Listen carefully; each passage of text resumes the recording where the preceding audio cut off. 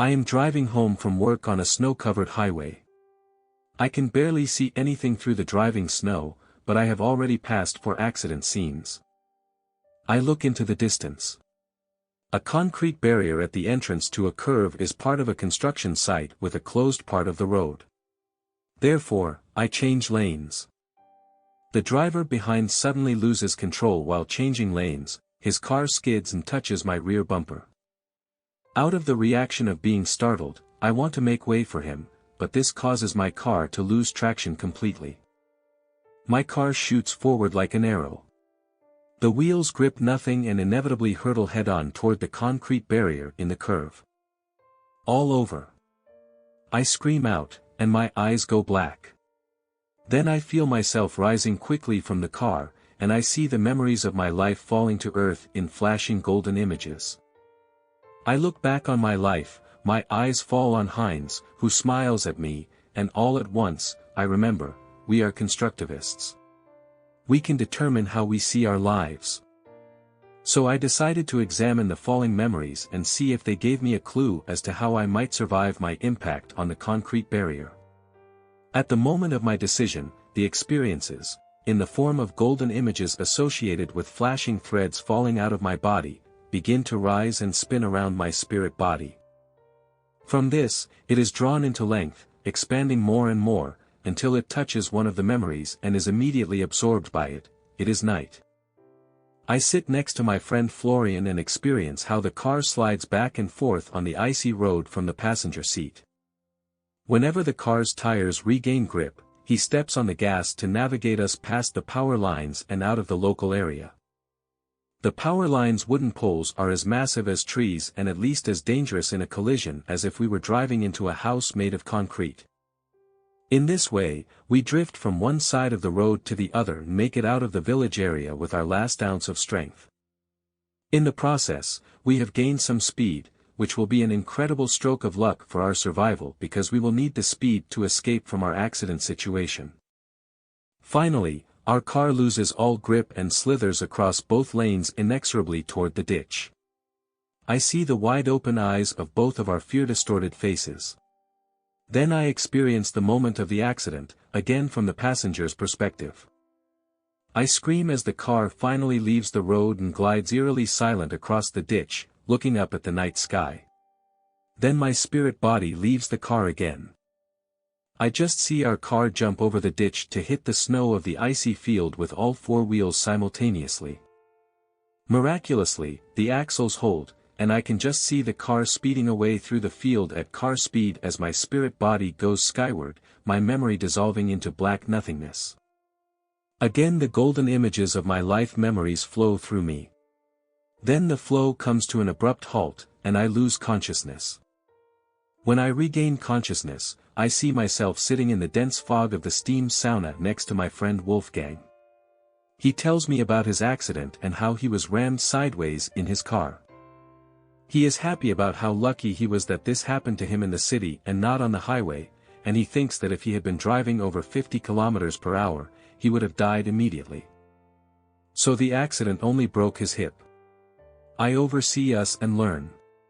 In this second memory, I am less taken in by the emotionality of the memory. So I have more control than in the first one.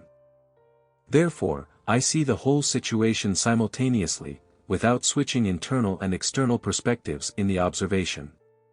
I can even enjoy this memory's peace and the feeling of shared security. Wolfgang is a good friend. Overall, I have probably learned more about science through his work on my texts than from the professors in my studies.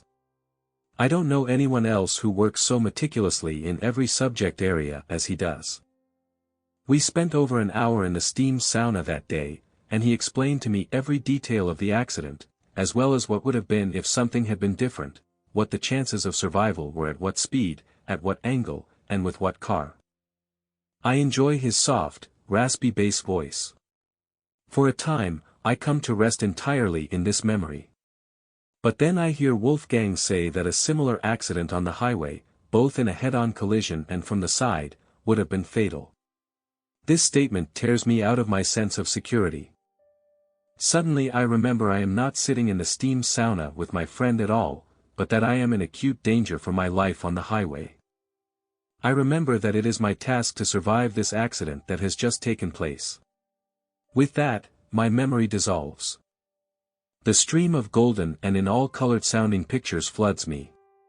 This time I experienced the stream as a kind of synesthetic network of tunnels arching through a multidimensional space-like space. This reminds me of the dreams of my childhood and gives me a sense of warmth and security. Then these perceptions shatter, and I awaken to the next memory. I see myself in the refugee shelter, jumping head first against the wall and sliding down the wall with a forward roll over my shoulder blades. At the end of my workday at the refugee shelter, I gave Muhammad, a young man from Syria, private lessons in evolutionary movement meditation in fall school. Before fleeing, Muhammad was in a sports school specializing in floor gymnastics and was enthusiastic about parkour training.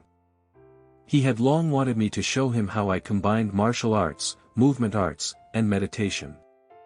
One lesson turned into two, and as the third lesson dawned, we dared the craziest stunts and flying rolls. When the flow has the right speed and angle, you can use the resistance of the floor and wall to catapult you further without hurting yourself. Then the resistance becomes a tool for your movement, just as an object becomes useful because it opposes your movements. Objects are tangible clues to our own behavior. If you throw a stone at the water with the right momentum, you can even make stones jump over a lake. I hear myself say. As I watch us fly through the air and listen to what I have to say, the saving thought comes to me: if I yank the wheel around at the last moment, can I manage a flying roll over the concrete barrier? No sooner have I finished this thought than I find myself behind the wheel of my car again, just in time to put my thought into action. Literally, at the last moment before impact, I yank the steering wheel around, and the rear end breaks free. The right front tire of my car hits the concrete barrier like a grenade at first. I lose consciousness in the process. The force of the impact breaks the axle connecting the two front tires and tears a large piece out of the metal rim of the front tire in addition to part of the tire. Fortunately, the accident report made it into the newspaper as the most spectacular winter accident, allowing me to describe how the accident happened while I was unconscious.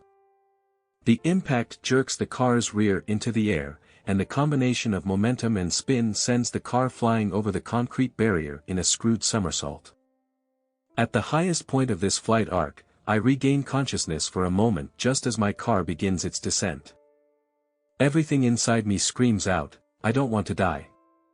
This must not happen." Then my consciousness darkens, and I pass out again. Strangely enough, during this fainting, I feel my life is connected with all life on this earth. I see countless communicating crystals shining and flashing in different colors. Everywhere it sparkles and flashes as if this earth's life would also fight for its survival against the final darkening. In the meantime, in reality, according to the newspaper report, my car hit the breakdown lane top first and then slid on for a few more meters across the concrete floor. Although most of the roof was crushed in the process, the roof over the driver's seat was miraculously spared. When I regain consciousness after about 20 minutes, everything is droning and glowing so intensely that I can't see anything except glaring outlines. Now I scream. The first clear impression I perceive is of crashing face first into a concrete wall. My car had already been lying on its roof for a while, and my supposed forward movement was only a sensory illusion caused by my concussion. Slowly my senses calm down. I see myself hanging upside down in my car with my seatbelt fastened. What I had first thought was a concrete wall was the concrete floor of the breakdown lane. The car's windshield had stopped, not even 10 centimeters in front of my face due to the concrete floor of the railroad strip being full of cracks and heavily dented. To ensure I'm not hallucinating, I move my head forward and press my face nose first against the windshield. I feel the ice and cold of the concrete on my face. If someone hits me in the back now, all that will be left of my head is mush, is my first thought when I can think again. But what if I have internal injuries and move, then I could die from a careless movement alone, is my second thought. Be that as it may, after all, I've been through, I don't want to die because someone can't keep enough distance and drives into the back of my car again. I decided to check my integrity against the basic patterns of evolutionary motion. Every atom, even a healthy one, can swing vertically, laterally, and transversely. And that is what I am trying to do with the micro-movements of the spine. My body seems to be doing well. I dare to do a handstand with my legs propped up on the car's roof so I can release my seatbelt with one hand. To the left above me, the window is just wide enough for me to squirm through. Fortunately, the impact knocked almost all the glass out of the window frame. I screw my way through, legs first, scratching myself only slightly bloody.